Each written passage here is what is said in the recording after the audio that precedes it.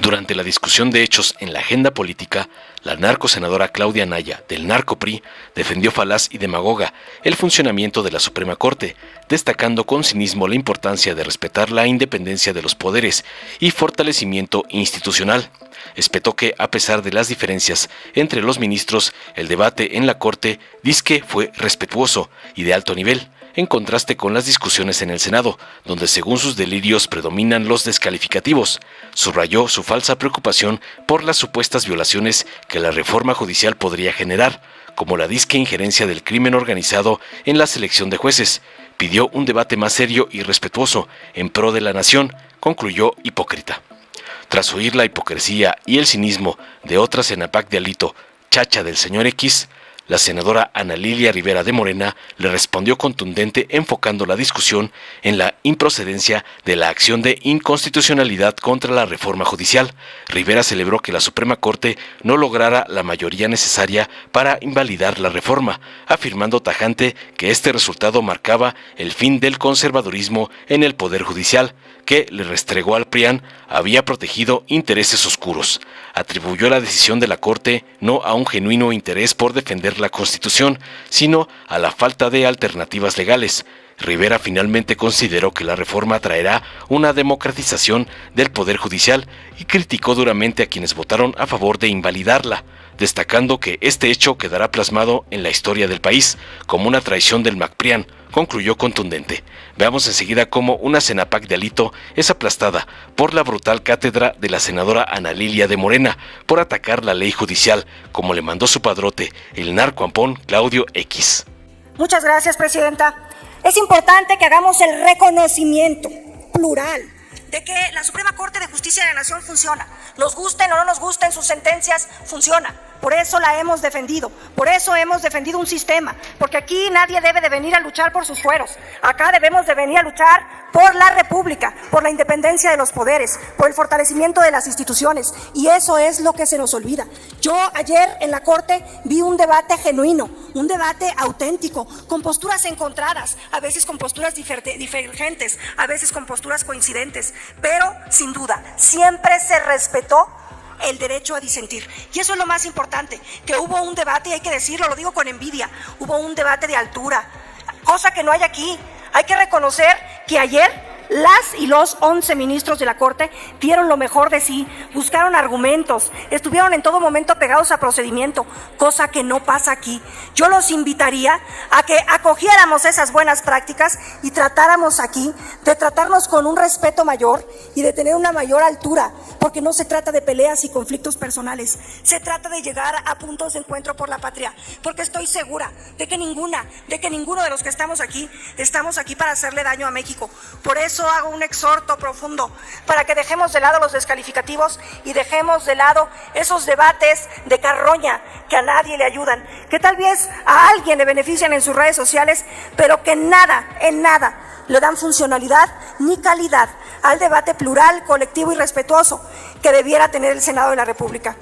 Ayer las y los 11 ministros y ministras actuaron de manera auténtica y convencidos y apegados a sus principios, nos guste o no, coincidamos con ellos o no. Ese es el sistema que yo quiero para México, un sistema de libertad, de independencia en cada uno de los poderes. Me preocupa sobremanera las violaciones convencionales que persisten en la reforma judicial, como el Tribunal Inquisidor, como el principio de inamovilidad de los jueces. Me preocupa sobremanera que persiste en la Constitución el hecho de querer lanzar a conseguir el voto a una democracia que habría que reflexionar nuevamente. La representación del Poder Judicial no es una representación popular. El Poder Judicial representa a la ley y no a los ciudadanos, porque sus determinaciones no tienen por qué ser populares, tienen que ser estrictamente apegadas a derecho. Hoy día, no querer entender que el sistema electoral está cooptado por la delincuencia es no reconocer que si bajamos a territorio y vemos quiénes son nuestros presidentes municipales, revisamos quiénes son los candidatos, no querer reconocer que los cárteles están poniendo candidatos a presidentes municipales y que si no les gusta el presidente municipal que quedó, lo mandan en una charola con la cabeza a su casa, como le pasó al presidente municipal de la capital de Guerrero, en Iguala.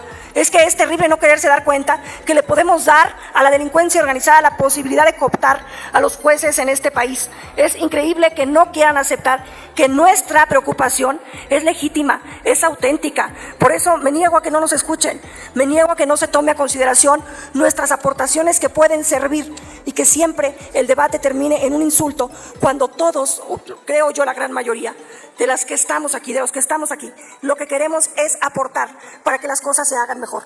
Yo espero que el debate histórico por el caso excepcional y extraordinario que se vivía respecto al tamaño de la reforma, a la estructura que se le daba a esa reforma, nos sirva como ejemplo de que tenemos que tener un panorama mucho más amplio y que tenemos que aprender también a construir nuestros debates con un mucho mayor nivel de calidad técnica. Es cuanto, Presidenta. Muchas gracias. Con permiso de la mesa directiva, honorable asamblea, al pueblo de México, ¿para qué le buscamos mangas al chaleco? Si las cosas están tan claras.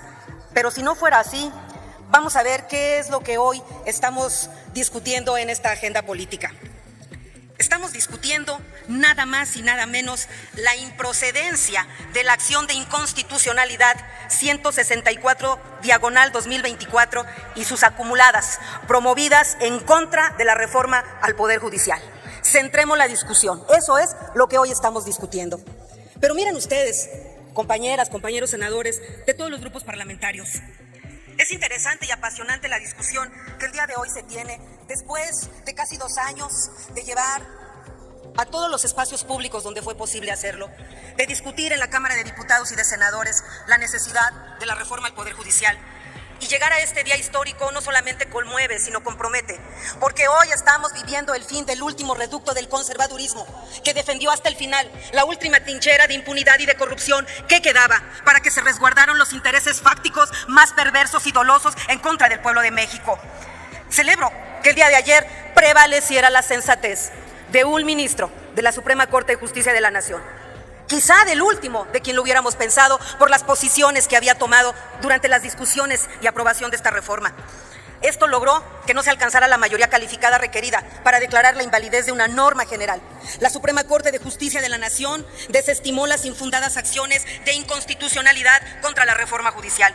Sin que la mayoría de las y los ministros lo reconozcan o lo sepan, esta decisión fue, en última instancia, un triunfo para la propia institución. Permítanme explicar. No debemos engañarnos. La Corte desestimó estas acciones de inconstitucionalidad no por un genuino interés en defender la Constitución, no, sino porque se encontró sin alternativas, al no contar con la mayoría calificada. La realidad es que la mayoría de la Corte, ante el límite impuesto por nuestro marco constitucional, se vio obligada a respetarlo, lo cual, aunque mínimo, merece ser destacado. Este acto de autocontención evitó que el tribunal minara aún más su ya frágil y su frágil legitimidad y protegió a nuestro país de una incertidumbre legal aún mayor, que habría dañado gravemente al Estado de Derecho. Con esta decisión, la Suprema Corte conserva, aunque sea de manera precaria, la credibilidad que aún le queda y evita sumergir a la nación en una crisis de constitucionalidad creada por la misma Suprema Corte de Justicia. Este episodio, lamentable en muchos sentidos, es un recordatorio claro de la importancia de que nuestras instituciones se mantengan dentro de sus límites constitucionales, pero sobre todo es una lección para el poder constituido de que siempre está subordinado, en última instancia, a la soberanía del pueblo, que es la que triunfó.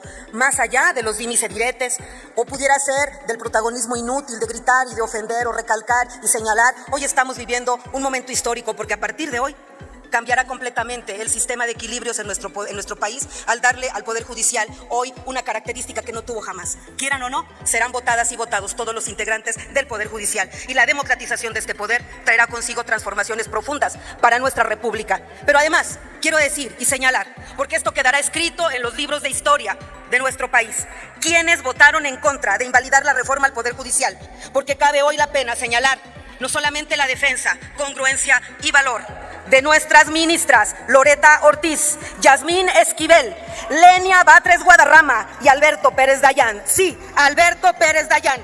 ¿Y quiénes votaron a favor de invalidar la reforma al Poder Judicial? Para que nunca lo olvidemos. La primer mujer presidenta de la Suprema Corte de Justicia Justicia que no supo estar a la altura de la patria. Norma Lucía Piña Hernández pasará al basurero de la historia. Y las ministras y ministros José Mario Pardo Rebolledo, Ana Margarita Ríos Farjat, Juan Luis González Alcántara Carrancá, Alfredo Gutiérrez Ortiz Mena, Javier Lainez y Luis María Aguilar Morales. Para la historia. Es cuanto, señora presidenta. Gracias. Dale en me gusta, suscríbete, activa la campanita y compártelo para que más gente lo vea.